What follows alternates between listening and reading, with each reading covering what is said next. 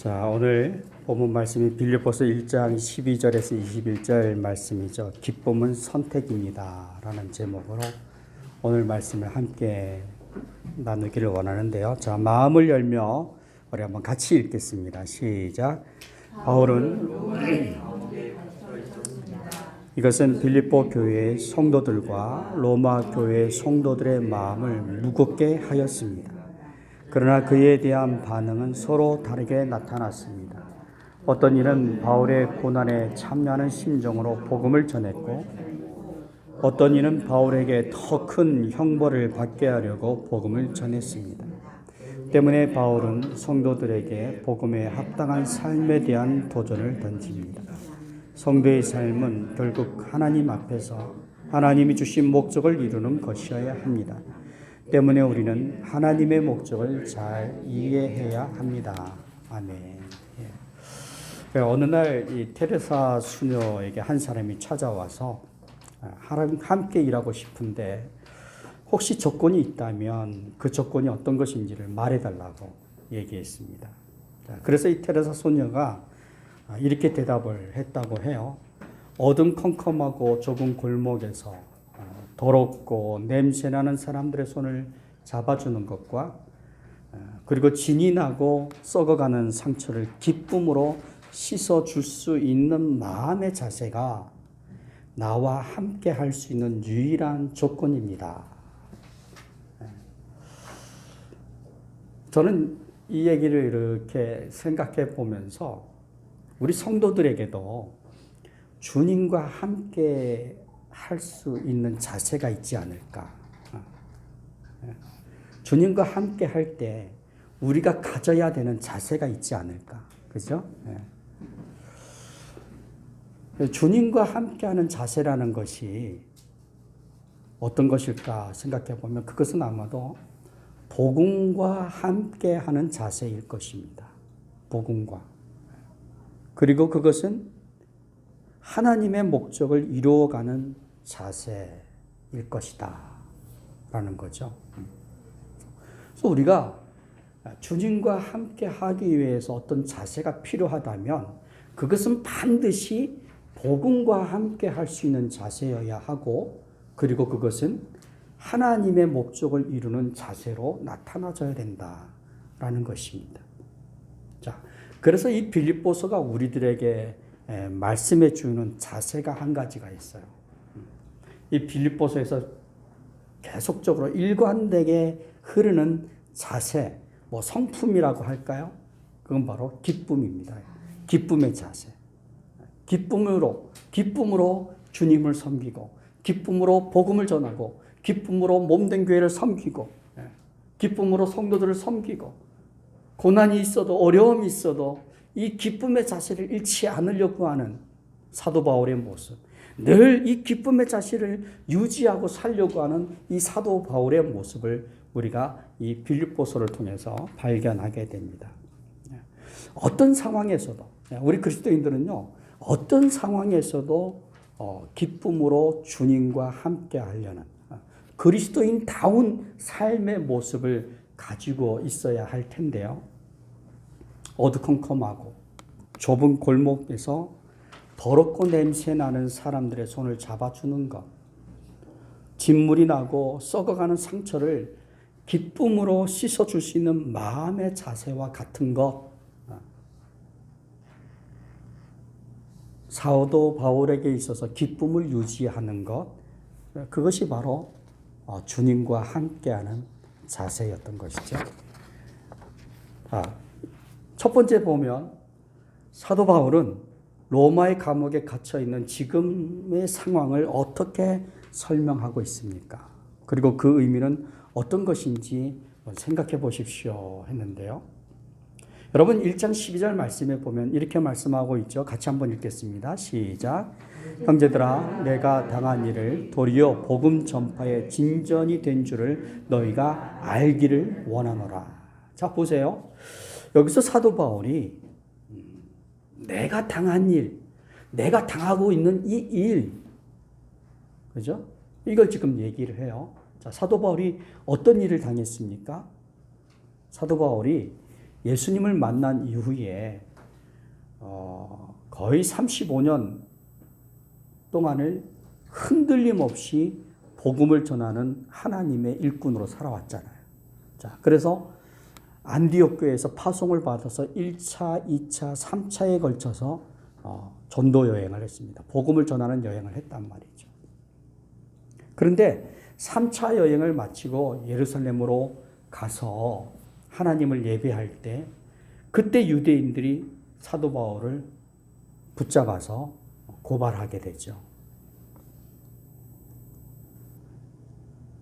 그래서 목숨의 위협을 느낀 이 사도 바울이 이러다가는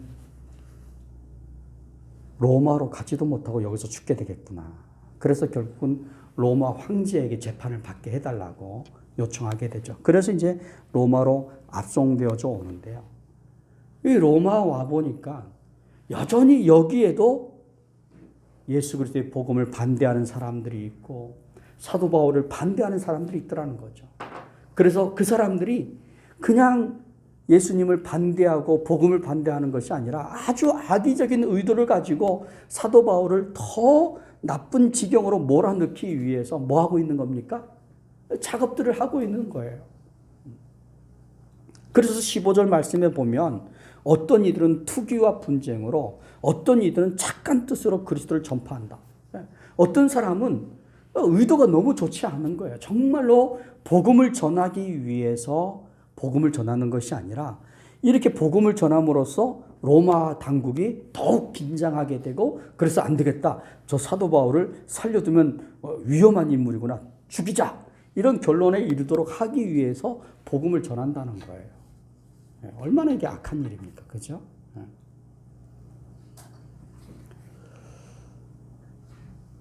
자, 그런데 이런 어려운 일들을 당하고 있는데 그런데 사도 바울이 뭐라고 말합니까?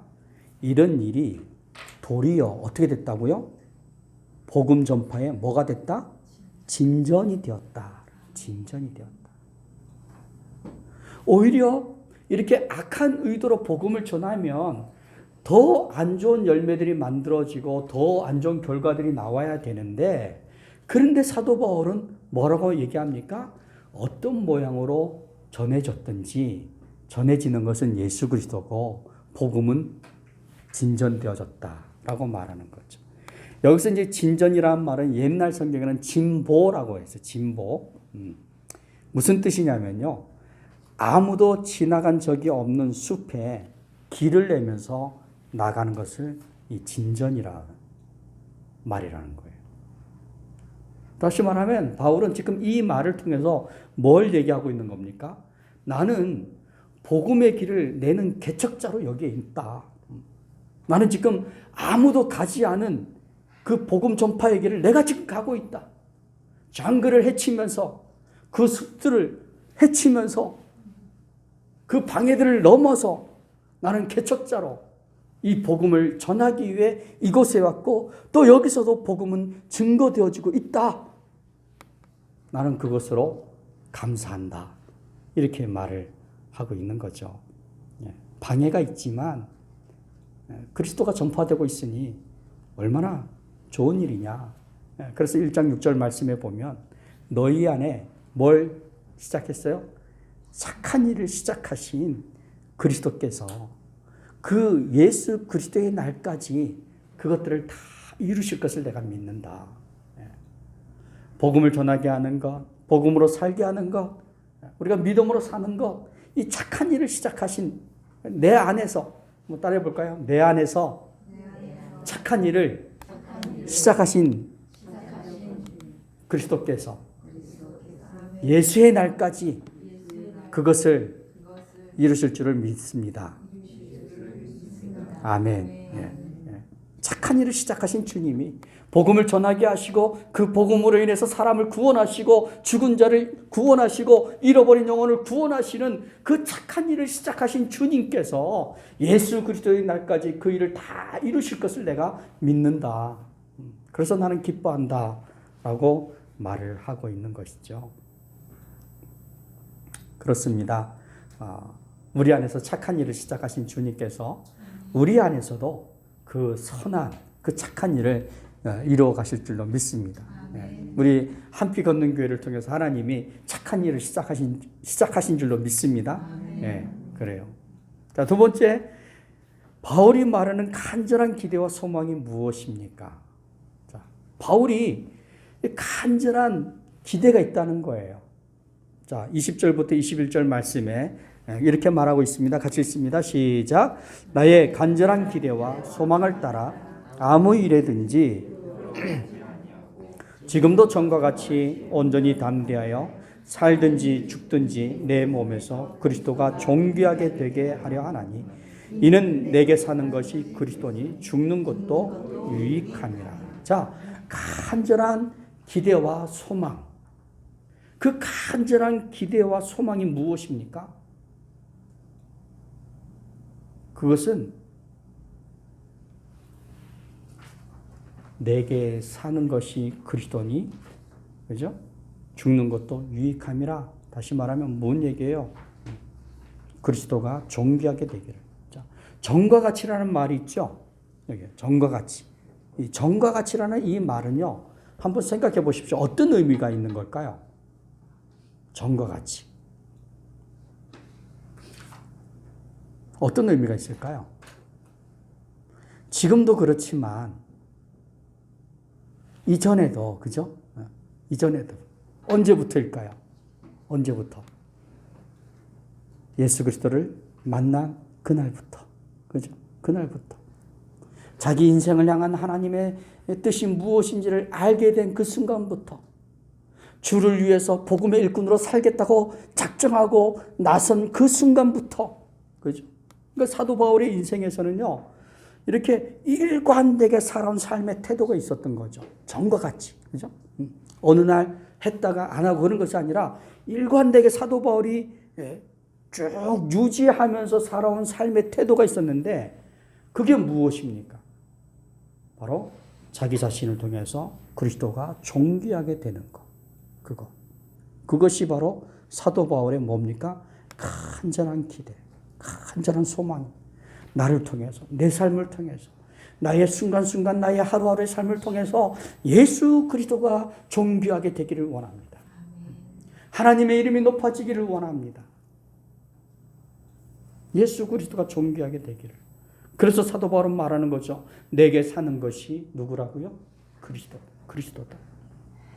내 안에 살아있는 것은 내가 아니라 누구라고요? 그리스도이시다 라고 말씀을 하고 있는 거죠. 자, 여기서 우리가 한번 생각해 봐야 돼요. 내게 사는 것이 그리스도니라고 이 말하는 이 사도 바울의 어떤 그 삶의 모습을 우리가 이렇게 찬찬히 바라보면서 우리가 사도 바울의 삶을 한번 정의해 본다면 우리가 어떻게 정의를 할 수 있을까요? 사도 바울은 이런 사람이었다라고 말을 해본다면 우리가 어떻게 말을 해볼 수 있을까요?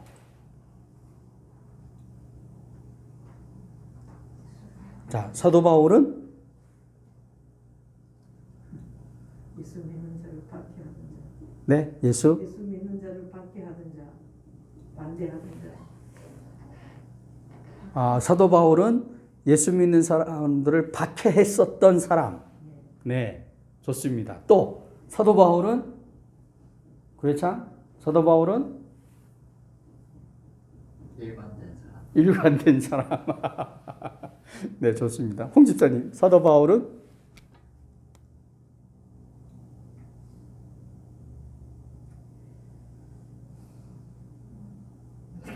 쉽지 않죠? 네.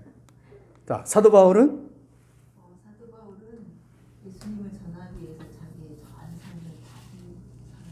삶을 사도 바울은 예수 그리스도의 복음을 전하기 위해서 자기 삶을 다 드렸던 사람.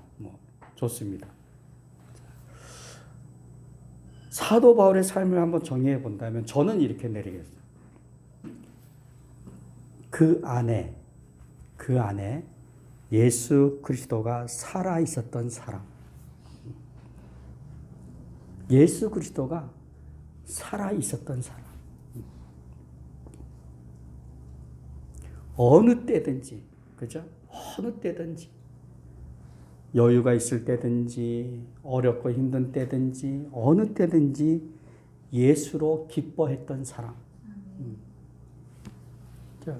예수로 기뻐했던 사람. 그래서 지금도 사도 바울의 삶을 한번 보세요. 어떻습니까? 그 몸은 결박되어서 감옥에 갇혀 있잖아요. 자유롭지 못해요. 만족스러운 상태가 아니에요. 굉장히 불만족스러운 상태에 있는 거예요. 그런데 지금 그 고통스러운 현실을 어떻게 보고 있습니까? 그냥 예수 그리스도 안에서 그 고통스러운 현실을 예수 그리스도 안에서 지금 바라보고 있는 거예요. 그 현실을 예수 그리스도 안에서 이해하고 있는 거예요. 그래서 어떤 순간이든지 나를 통해서 예수 그리스도가 존귀하게 되기를 원한다. 이때쯤이면 우리가 한 번쯤 하나님 정말 해배도 너무하십니다. 제가 30년 넘도록 이렇게 복음을 위해서 수고하고 애썼는데 아니 이게 뭡니까 주님? 내 나이가 지금 60이 넘었는데 이게 뭡니까? 내가 이렇게까지 하시게 됩니까? 이런 원망 한 번쯤 할 법도 한데 사도 바울은 그러지를 않았어요. 놀라운 사람이에요. 정말 우리가 어떻게 이렇게 살 수 있을까? 그죠? 우리라면 그게 가능하겠습니까? 아마 쉽지 않을 거예요. 정말 쉽지 않을 거예요. 예수 그리스도 안에서 내 삶의 고통을 이해한다? 말은 쉽지만 사실은 쉽지 않은 거예요. 그건 참 어려운 거죠. 그런데 사도 바울은 오늘 말씀을 보십시오. 그냥 일관되게 살아오잖아요. 그죠? 일관되게 전과 같이 쭉 살아오면서 그 안에 예수님이 살아있는 거예요. 예수님이 이끄시는 대로 따라가는 거죠. 저항하지 않습니다. 그리고 그렇게 따라갔더니 파라다이스가 주어진 것이 아니라 메마른 사막이잖아요. 그래도 거기서 뭐 하고 있습니까? 감사합니다. 고맙습니다. 이것을 통해서 또 주님이 영광 받으실 것을 내가 믿습니다. 놀라운 거죠. 여러분 우리도 좀 그렇게 살 수 있기를 위해서 우리가 기도해야 될 줄로 믿습니다. 자, 세 번째로, 그렇다면 그리스도가 존귀하게 나타나는 생활, 그건 어떤 것일까? 자, 내 삶에서 그리스도가 존귀하게 나타나게 하기 위해서 내가 할 수 있는 일이 뭘까? 자, 1장 27절 말씀을 한번 같이 읽겠습니다. 시작. 오직 너희는 그리스도의 복음에 합당하게 생활하라. 이는 내가 너희에게 가보나 떠나 있으나 너희가 한 마음으로 서서 한 뜻으로 복음의 신앙을 위하여 협력하는 것과. 자, 그리스도가 존귀하게 나타나는 삶을 살기 위해서, 그런 생활을 살아가기 위해서 우리에게 사도 바울이 말씀하시고 명령하시는 것, 하나님께서 우리에게 말씀하시는 것이 무엇입니까? 복음에 어떻게요? 합당하게 생활하라. 복음에 합당하게 생활하라. 복음의 생활이 있다는 거죠. 복음의 생활. 복음에 합당한 생활이 있다는 겁니다. 어떤 것일까요? 어떤 것일까요? 이웃을 사랑하는 것? 네, 그렇죠. 이웃을 사랑하는 것, 또 뭐가 있을까요?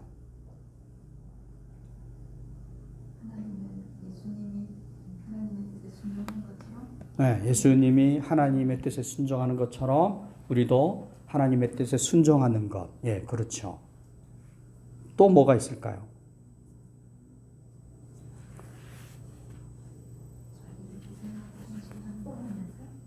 기뻐하는 삶, 즐거워하고 하나님이 주신 그 구원을 기뻐하고 하나님의 인도하심을 기뻐하고 그렇죠. 자, 결국은 복음에 합당한 생활이에요. 그럼 복음이 무엇입니까? 복음이 뭐죠?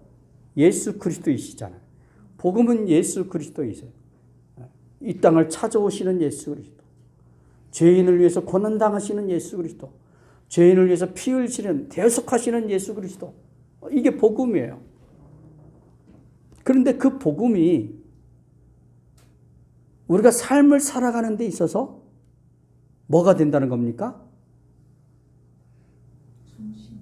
그렇죠. 중심이 된다는 거죠. 네.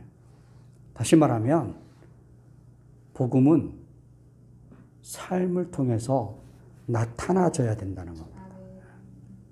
여러분 고린도전서 13장에 보면요. 한번 찾아보시겠어요? 고린도전서 13장을 보시면 사도 바울이 사랑에 대해서 이야기를 하죠. 너무나 유명한 말씀이지 않습니까? 고린도전서 13장 1절에서 3절까지만 한번 우리 같이 읽도록 하겠습니다.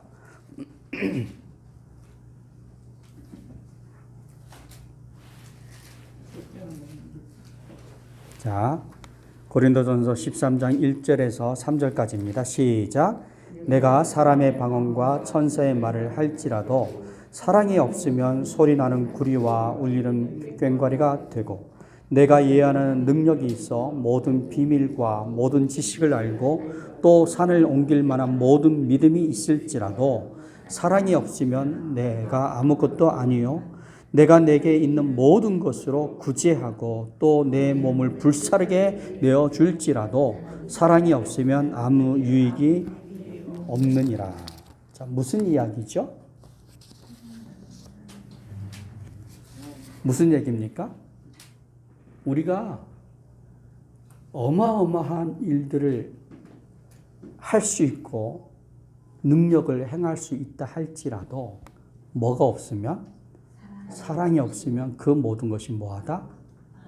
의미가 없다는 거예요. 꽝이라는 거죠. 꽝. 다 꽝이라는 거죠. 다시 말하면 복음이라는 것이요. 삶에서 드러나지 않으면 그거 의미 없는 겁니다. 네, 우리가 얼마든지 예수 그리스도는 주님이십니다. 예수 그리스도는 하나님이십니다. 구원을 받으려면 예수 그리스도를 믿어야 합니다. 뭐 별의별 말을 다 해도 그게 삶에서 보여지지 않으면, 그죠? 삶에서 보여지지 않으면 다 헛소리라는 얘기죠. 네. 그래서 사도 바울은 이 빌립보 성도들을 향해서 복음에 합당하게 살아야 된다라고 말을 합니다. 자, 그러면 복음에 합당하게 사는 모습은 어떤 것입니까? 첫째는 한 마음 한 뜻으로, 그죠? 먼저는 한 마음 한 뜻, 우리가 살아가야 할 삶이 있는 겁니다. 그리스도인들이 삶을 살아가야 할 삶이 있는 거예요. 내가 마음 가는 대로, 내 발길 가는 대로, 내 생각 가는 대로 살아가는 것이 그리스도의 삶이 아니라 그리스도인의 삶은 살아가야 할 삶의 방향이 있는 겁니다. 모든 것이 다 그리스도인의 삶이 아니에요. 그리스도인의 삶은 그리스도인으로서 살아가야 할 삶이 있는데 그것이 무엇입니까? 바로 믿음의 선한 싸움인 거죠. 믿음의 싸움. 예수 그리스도를 위해서 사는 것, 복음을 위해서 사는 것, 주님의 몸된 교회를 위해서 사는 것, 이것이 바로 우리가 살아가야 할 삶인 것입니다. 오늘 본문에서는 그것을 어떻게 표현합니까? 예수와 복음을 위한 고난에 참여하는 것. 그리고 두 번째, 뭐 하라는 것입니까? 복음의 신앙을 위해서 협력하라는 거죠. 협력하는 것. 이게 바로 복음에 합당한 생활이라는 거예요. 교회가 복음으로 연결되고 일치되어지는 것. 너무나 소중한 거죠. 교회의 한몸됨이 무엇을 위한 것입니까? 우리가 예수 그리스도를 머리로 하고 교회는 한 몸을 지체들입니다라고 말을 하지만 교회가 한 몸을 이루는 이유 무엇 때문이죠? 그 이유는 바로 예수님의 명령을 이행하기 위해서예요. 예수님의 명령을 따라 살기 위한 거죠. 그것이 바로 복음에 합당한 생활입니다. 자, 그러면서 사도 바울은 한 가지를 더 권면하죠. 뭐라고 말합니까? 두려워하지 마라. 무서워하지 마라. 예, 신앙생활을 할 때 가끔 이렇게 두려워하는 마음, 무서워하는 마음, 그래서 한두 발 이렇게 뒤로 빼는 그런 일들이 있죠. 여러분 1장 28절을 한번 읽겠습니다. 시작. 무슨 일에든지 대적하는 자들 때문에 두려워하지 아니하는 이 일을 듣고자 함이라. 이것이 그들에게는 멸망의 증거요 너에게는 구원의 증거니 이는 하나님께로부터 난 의 것이라. 자, 사회가 교회를 향해서 예수 믿는 사람들을 향해서 핍박하고 고난을 가져올 때 사람들은 자연히 그 무서움, 물리적인 무서움 때문에 뒤로 물러설 수 있어요. 자, 그런데 사도 바울은 뭐라고 말합니까? 여기서 중요한 말은요, 이것이라는 말이에요. 이것이. 거기 한번 밑줄을 주십시오. 이것. 자, 이것이 말하는 게 뭘까요? 뭘 말하는 걸까요? 이것이 말하는 것은 대적자를 두려워하지 않는 것을 얘기하는 겁니다.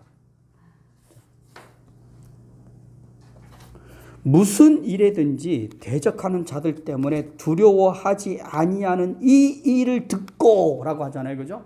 예. 그래서 이것이라는 것은요, 성도들이 대적자들이 있지만 그 대적자들 두려워하지 않는 거예요. 그러면서 뭐 합니까? 복음에 합당한 생활을 살아가는 거죠. 한 마음을 가지고 한 뜻을 이루는 것. 그리고 예수님의 명령을 이행하기 위해서 서로 협력하는 것.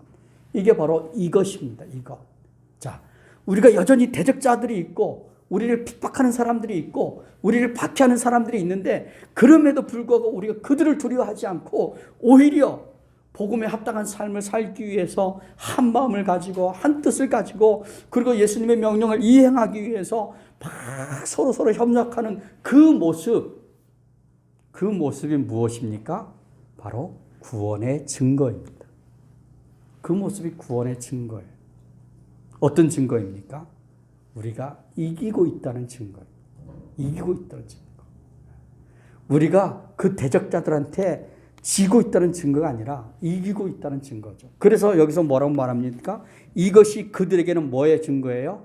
멸망의 증거, 패배의 증거이고 우리에게는 구원의 증거, 승리의 증거이다라고 말씀하고 있는 거죠. 그러면서 사도 바울은 28절 마지막 부분에 뭐라고 말합니까? 이는 하나님께로부터 난 것이라. 뭐가요? 승리가. 우리 그리스도인의 승리가 누구로부터 오는 것입니까? 하나님께로부터 오는 것입니다. 아멘? 예, 우리는 홀로 있지 않아요. 하나님이 우리를 복음의 일꾼으로 보냈을 때 자 갔다 온나 하고 툭 던지지 않습니다. 하나님은 우리와 함께 하십니다. 우리가 복음을 전할 수 있도록 영적인 전쟁을 싸울 수 있도록 이런 영혼들을 구원할 수 있도록 우리에게 은혜 주시고 힘 주시고 능력 주시는 분, 그분이 누구입니까? 하나님이십니다. 자, 그래서 사도 바울은 마지막으로 이렇게 말합니다. 나에게는 소망이 있습니다. 소망이 있습니다. 1장 25절에 이렇게 말합니다. 내가 살 것과 너희 믿음의 진보와 기쁨을 위하여 너희 무리와 함께 거할 이것을 확실히 아노니 내가 다시 너희와 같이 있으므로 그리스도 예수 안에서 너희 자랑이 나로 말미암아 풍성하게 하려 함이니라. 자, 어떤 소망입니까? 지금 사도 바울은 비록 감옥에 갇혀 있지만 다시 만나게 될 그날을 소망하고 있는 것입니다.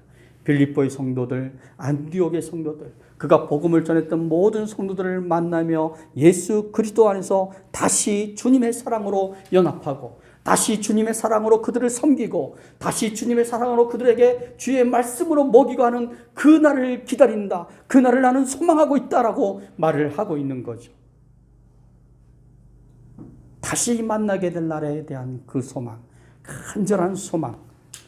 그래서 그들을 만나게 됐을 때 바울이 어떻게 감옥에서도 여전히 그 복음의 진보를 이룰 수 있었는지, 그리고 어떻게 로마의 간수들에게 복음을 전하고 그들을 예수 그리스도께로 인도할 수 있었는지에 대해서 이야기하고, 악의적인 생각을 갖고 있는 사람들을 어떻게 포용하고 그들을 어떻게 주님의 사랑으로 섬겼는지에 대해서 이야기를 하고, 또 빌립보 교회가 그렇게 감옥에 갇혀있는 바울을 바라보면서 어떤 심정으로 하나님 아버지께 기도했는지를 이야기를 듣고, 교회가 어떻게 담대하게, 그들의 지도자는 감옥에 갇혀 있지만 그러나 한 몸을 잃은 성도들이 여전히 두려움 가운데 있지 않고 우리와 함께 하시는 하나님을 의지하면서 어떻게 복음을 세상 가운데 전했는지를 이야기 듣는 것.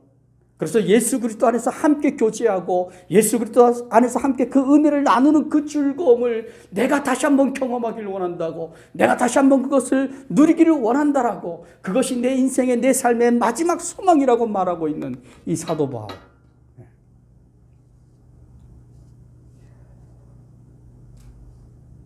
여러분, 우리 성도들의 만나면은 이런 삶,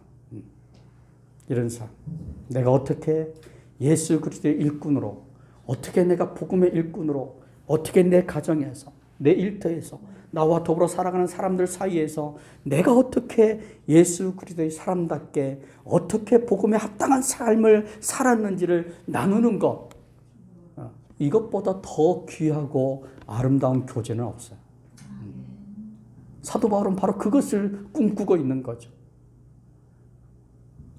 그런 은혜를 함께 나누게 될 그날을 소망하고 있는 것입니다.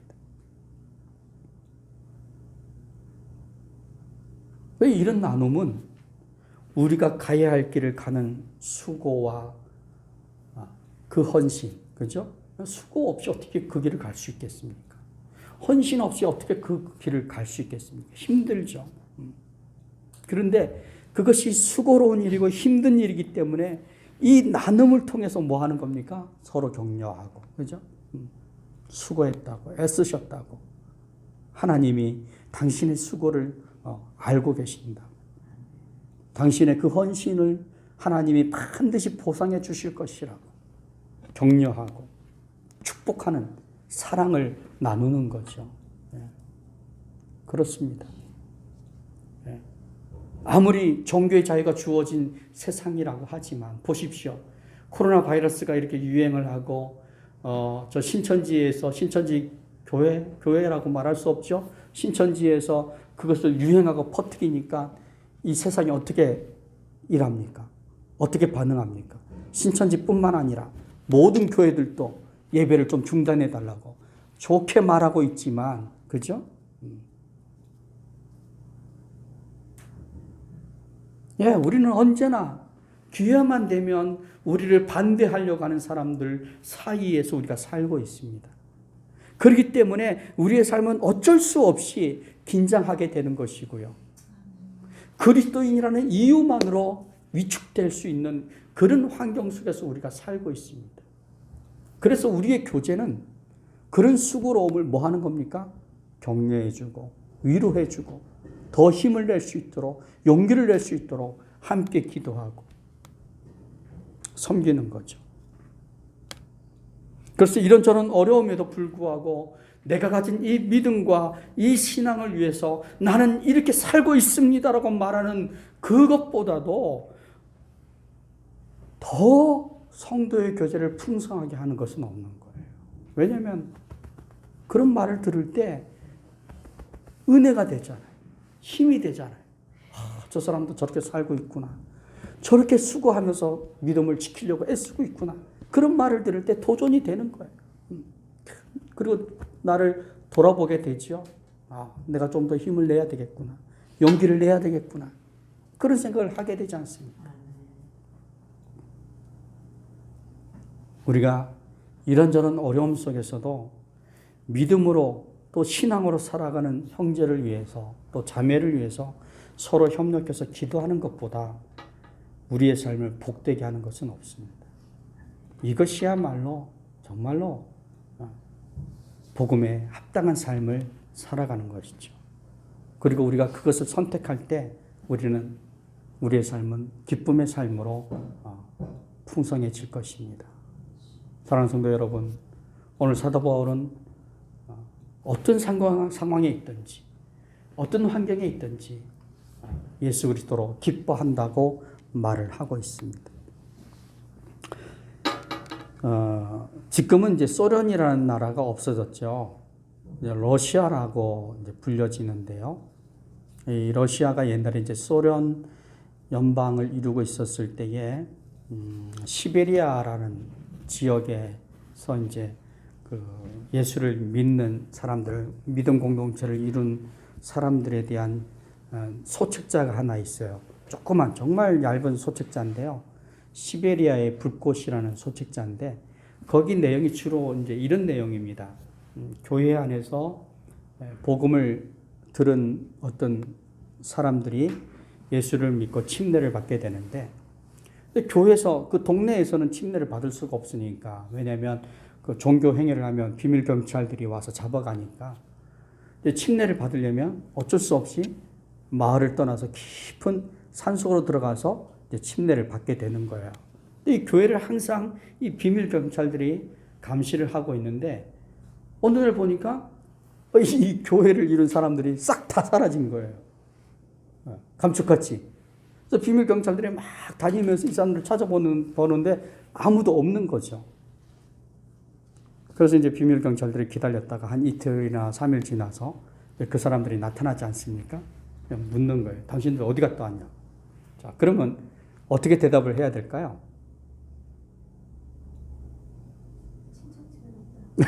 예, 둘러대는 거예요. 둘러대면 되는 거예요. 자, 그런데 뭐라고 대답합니까? 우리 저 산속에 들어가서 침례 받고 왔다. 그래? 그러면 어떻게 해요? 그냥 잡아가는 거죠. 잡아가는 겁니다. 또 고문을 당하고 괴롭힘을 당하고 고통을 당하는 거죠. 한번 둘러대면 한번 거짓말하면 되는데 그렇게 하지 않는 거예요. 왜 그렇습니까? 복음에 합당한 삶을 살기 위해서. 복음에 합당한 삶을 살기 위해서. 거짓말하면 나는 고난을 당하지 않지만 그리스도는 욕을 먹는 겁니다. 내가 둘러대면 나는 편하지만 복음은 그 힘을 잃는 겁니다. 우리 그리스도인의 정체, 그것은 무엇입니까? 내 안에 예수 그리스도가 살아있는 것. 예수를 위하여, 복음을 위하여 우리가 가야 할 길이 있는 것이고 살아야 할 삶이 있는 것입니다. 이 한 주간도 예수를 위해, 복음을 위해 가야 할 길, 살아야 할 삶을 사는 성도님들 되기를 주님의 이름으로 축원합니다. 기도하시겠습니다.